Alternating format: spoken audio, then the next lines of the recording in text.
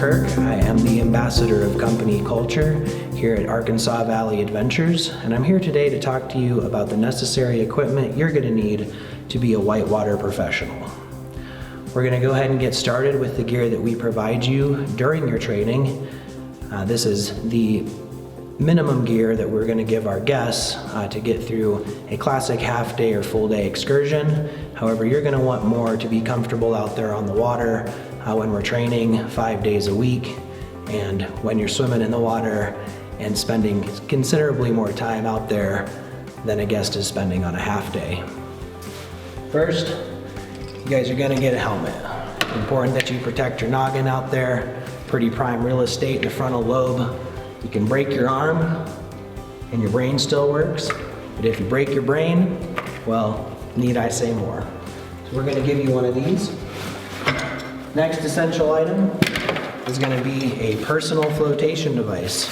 This is what we give our customers. It's big, it's bulky, it has 25 pounds of flotation and this nifty pillow to keep your head above water if you're floating when you're unconscious. This will get you through training. However, you're going to want a much more professional guide PFD before you start checking out and taking commercial rafting trips. The next item that we're going to provide you with is a wetsuit. This is a standard issue Farmer John wetsuit. You'll notice it does not have sleeves, so we don't get chafed armpits when we're paddling down the river. It is a front zip, and it keeps you warm while wet. However, in order for it to really work, it does need to be wet. So keep that in mind when you're getting gear to put outside of your wetsuit to help keep you dry. That brings us to the next item, which is a dry top. This is standard issue what we give our customers. We'll give one to you for your training. Notice it's got some Velcro cuffs and collars. It does keep the splashes off of you. However, it does not keep you completely dry, especially in a swim. So that is your splash top. Now we're going to move on to the gear that we recommend you have when you are out there guiding commercial trips, and gear that you might want to purchase prior to training to be more comfortable in your work environment.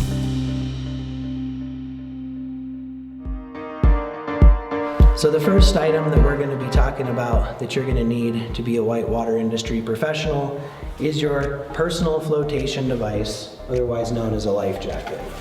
We usually steer away from calling them life jackets because these do not save your life. You save your life. However, they do float your person, so personal flotation device is the ideal verbiage for this item.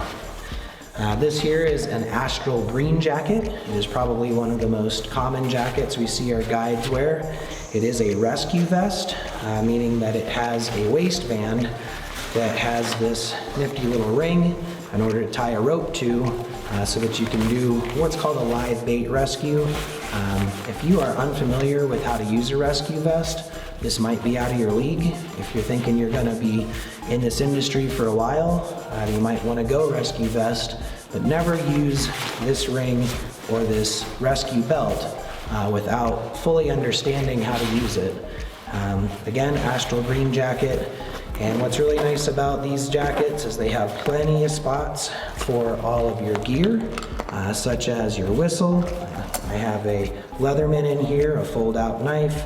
You can also see that in this PFD, I have the ability to access a knife fairly quickly if needed by pulling it out through the bottom here. We'll talk more about river knives later on, but you definitely want to get a PFD that is comfortable. Go ahead and try them on in a outdoor store. Swing your arms around a whole bunch.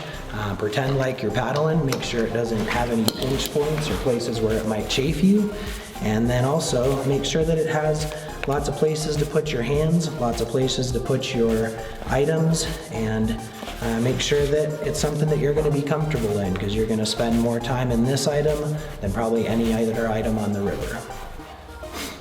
So here's another type of personal flotation device. This is also an astral. However, you'll notice differently from the green jacket, this does snap in the front It also zips, so a little easier to get in and out of. It is not a rescue vest, so it doesn't have that band with the silver ring in the back. It does have plenty of room for storage on each side. It features 18 pounds of flotation. So this is just to give you an idea of an alternative to a high-end rescue vest. You can get something that's a front entry rather than a pullover and still have the same features like places to hold your knife, places to hold your whistle, and still have plenty of flotation. So like we said earlier, part of your PFD is its ability to hold all the things that you need to be a whitewater professional. As I indicated, having a place to put your knife is important. Notice that mine is nice and tucked away.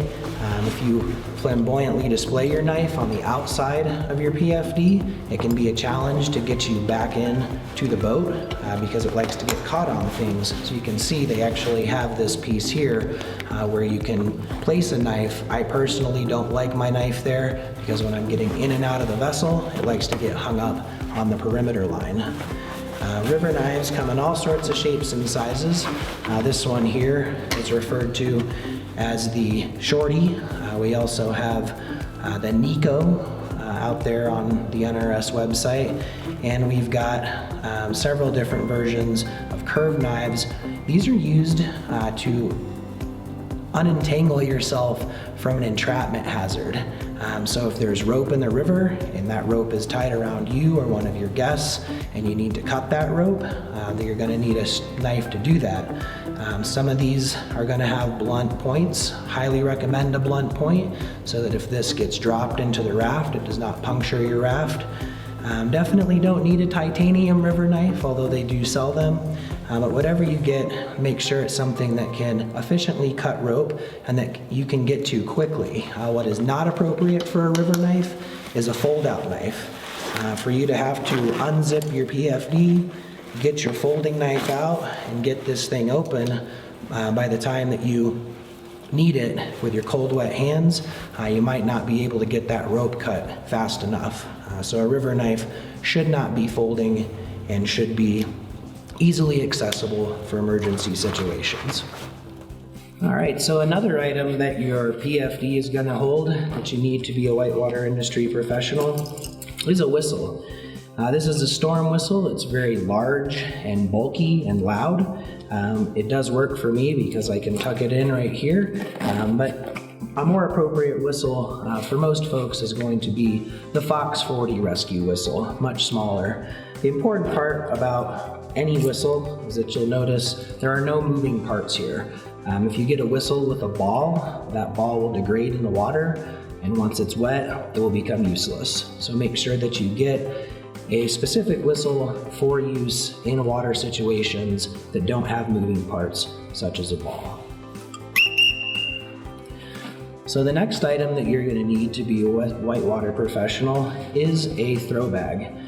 Throw bags are used in rescue situations where we can't reach our guest. We have the ability to row to our guest, and we now need to throw something to our guests. These are typically thrown from shore and used for all sorts of different rescue scenarios that you'll learn about in training. They come in many different shapes and sizes.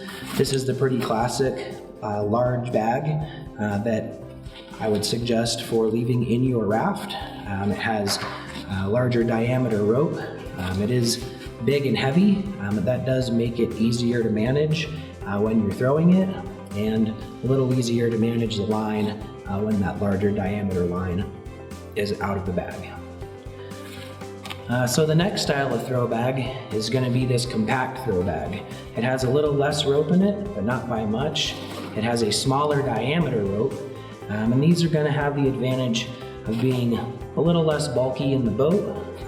Disadvantage is going to be that they're a little harder to handle because they're lighter, so they don't throw quite as far, and that smaller diameter rope can be a little trickier once it's all out of the bag. So the last type of throw bag we're going to talk about is the wedge throw bag. These are more applicable for kayaking. They do wedge down into your kayak somewhere and don't take up as much space as the last two bags we discussed.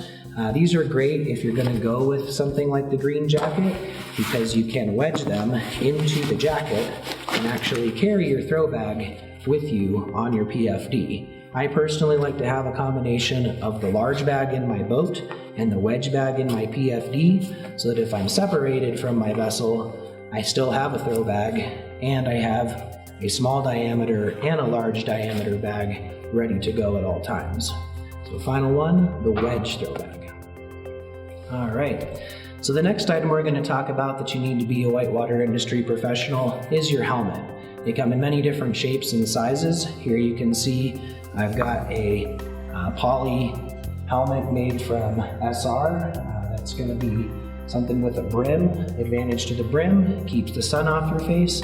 Disadvantage to the brim, when you're swimming, it likes to take a lot of water and knock your head around. The next type of helmet I can show you here is from WRSI. You can buy these on the NRS website. This is also a composite plastic helmet that you're able to adjust in several different points. It has a smaller brim to keep the sun off your face, but not so large that it bounces your head around in the whitewater. The final type of helmet is going to be a little more pricey. And if you have more dollars than cents, it might be a good idea to get yourself a fiberglass composite helmet. These are much lighter, much more durable, and they can take multiple bumps.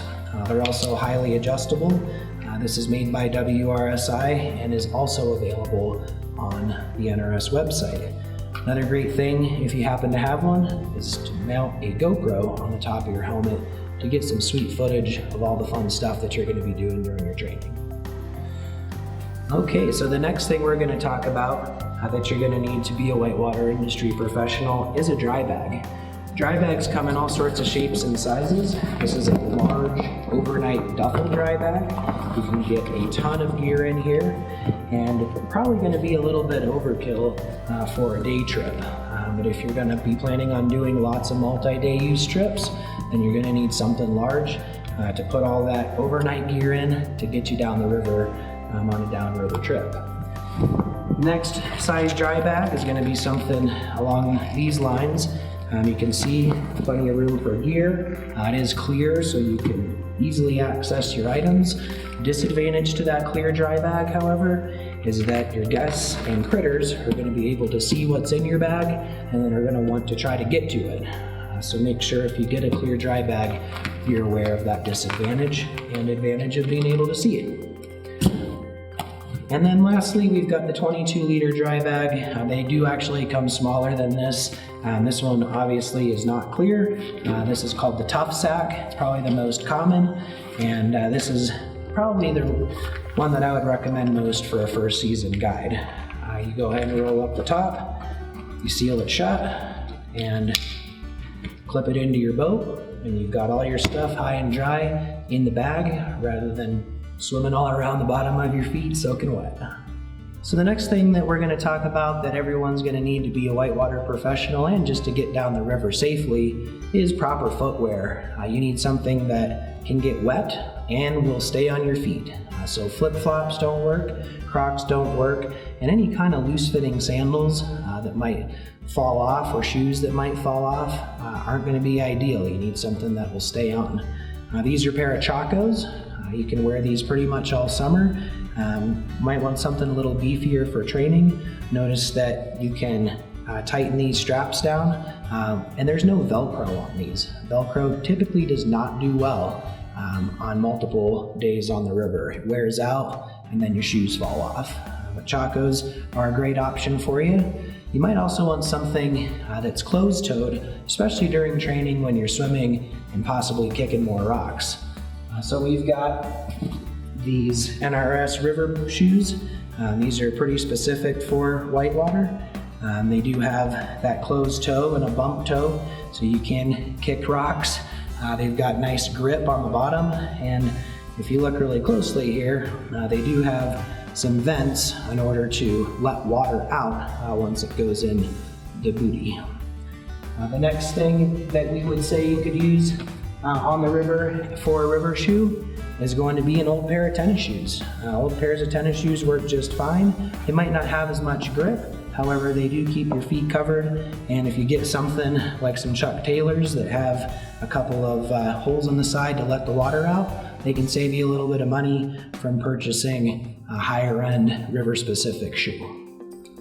So the next item that we're going to talk about today is your Flipline. It is used to right boats that have been flipped upside down. You'll learn all about how that works in your training, and you can make these during your training. So you probably don't need to have one of these before you arrive, but if you have some old quick draws or pieces of webbing around, and you have some old carabiners, definitely something that you can make before you arrive.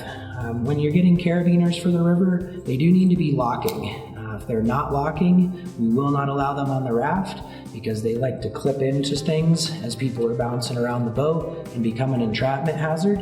When you're making a flip line, you want to make sure that it can circumference your waist twice and then clip together either beaner to beaner or carabiner back to the webbing to make sure that it is securely fastened and accessible. These come in handy for a lot more than just flipping rafts, tying off boats to shore, using as anchor points for when you learn how to do a Z-drag. Very applicable for lots of different uses on the river, and every guide needs to have a flip line. Alright, so the next item we're going to talk about today are cam straps. Cam straps are absolutely necessary to lash things into your vessel that you don't want to lose. We don't tie things in, we use cam straps. Insert the tab into the buckle, tighten it down, and this will allow you to rig things like your dry bag, your water bottles, items that your guests might have to your boat. You're also going to use cam straps in order to rig frames to boats for those of you who are going to be using oar frames. So we recommend getting a variety of sizes. They start at 1 foot and usually end at about 20. Check out the reading material we provided on recommended cam straps and the different sizes that we would ask you to have in order to be a whitewater industry professional. Alright, so now we're going to go over some necessary gear and personal clothing that you're going to need to be a whitewater professional. We always want to be instilling a sense of confidence in our guests by leading with optimism, and in order to lead with optimism, we need to make sure that we're keeping ourselves warm and dry out there. There is no such thing as bad weather, there's just bad gear. So you want to make sure that you have good gear to keep yourself warm and dry and comfortable in your workspace at all times. So this is a dry suit. This is going to keep you absolutely the warmest and driest that you can be out there on the river. However, we don't tend to use dry suits for more than winter boating, spring boating, during training. Basically, unless you have more dollars than cents, we don't recommend you getting an entire dry suit unless you're planning on being in this industry for a very long time. However, if you have the money for one, and you know you're going to be in the industry for a while, a dry suit features rubber booties at the bottom, rubber cuffs at both the neck and the wrists. You step into it, you seal the zipper on the back, and anything inside of this dry suit is essentially going to be dry. Alternatively to a dry suit, you may want to go with a dry top, dry pant combo. The advantage to this is that if you are looking to wear your dry top in rainy weather and cold weather, but don't want the full effect of a dry suit, you can wear the top without wearing the bottoms. We don't recommend just wearing the dry pant because these rubber gaskets at the bottom can eventually fill with water, and then those rubber gaskets keep it from coming out and you end up being weighted down in the river. So always make sure if you're wearing dry pants, you're wearing a dry topped boot. This is a little bit more of a versatile combination, as well as a little less expensive than a full dry suit. The next option, that's kind of a step down from the dry suit to dry top and dry pant option, is something like a splash top and splash pant combo. This particular splash top was referred to as a fuzzy rubber. They're kind of hard to find, but it does have a rubberized outside and a fleece inside. It does not let water in unless you're submerged, and is great for splashes. Same thing with these splash pants. They have a drawstring waist. They have elastic cuffs at the bottom. You can get some that are a little higher end that have more of a Velcro waist and Velcro at the cuffs at the bottom. These are great for keeping splashes off of you, and when comboed with synthetic layers underneath, can work almost as well as the dry suit or dry top, dry pant combination. So that's the splash top and splash pant combo. So I think it's also worth pointing out here that you might already own a lot of items that can double as a splash top or splash pant. Right here I've got an Outdoor Research rain shell. Because it's not insulated, it won't take on water and keep me soaking wet. I also have just some basic backpacking rain pants. If you already own these items, you already own a splash top and splash pant combo, and you may not need to spend the money on something river specific. These items will often work just as well. So whether you're using a dry suit or whether you're using your backpacking rain gear, you're going to need to layer up underneath with stuff that is synthetic. NRS sells a lot of great items like this that are going to be neoprene on the outside and then fuzzy on the inside with fleece. These are referred to as hydro skins, and they are a great way to keep yourself insulated inside of your splash gear. Okay, so just a reminder, much like the splash gear, you may already own a lot of synthetic base layers, such as this old fleece and this old pair of long johns that can double on the river as your insulating gear. So if you already own this stuff, go ahead and use what you've got. Save a little money from purchasing river-specific insulating layers and use stuff that's used for skiing, snowboarding, or backpacking. All right, so the last couple items are what keep our extremities warm. So wool hats, always a great thing to have on the river. You can get something river specific that is that hydro skin, but regular old synthetic or wool works just fine. We also want to talk about neoprene socks. Neoprene socks are going to be able to keep your feet warm and somewhat dry before you go swimming. Basically, they're going to be that hydro skin material. I recommend the 1.5 millimeter socks, but we also sell the 0.5 millimeter sandal socks in our shop. And then also you can just use a pair of ski socks or wool socks. They don't work quite as well, but you put a couple pairs of these on, they're going to keep your feet a lot warmer than you wearing no socks at all. And then lastly, you will see lots of different types of gloves featured on the NRS website. These mittens are great. They do give you a little bit of disconnect from your paddle. Ones that have fingers work as well, but definitely a great way to keep your hands insulated when you're out there on cold days. And then they do have lots of fingerless gloves that are mostly for blisters, which might happen to you until your hands get those paddling calluses on them. But we do also recommend getting a pair of bike gloves or insulated fingerless gloves if you want to try to keep your hands warm and dry and healthy when you're first starting to paddle. All right, so that just about covers gear necessary to be a whitewater industry professional. If you have questions specific to gear or anything else operationally, feel free to reach out to me, Forrest Kirk. Many of you will have talked to me already, and you will all talk to me before you start your training. So don't hesitate to reach out with any questions, and we'll look forward to calling you colleague this summer.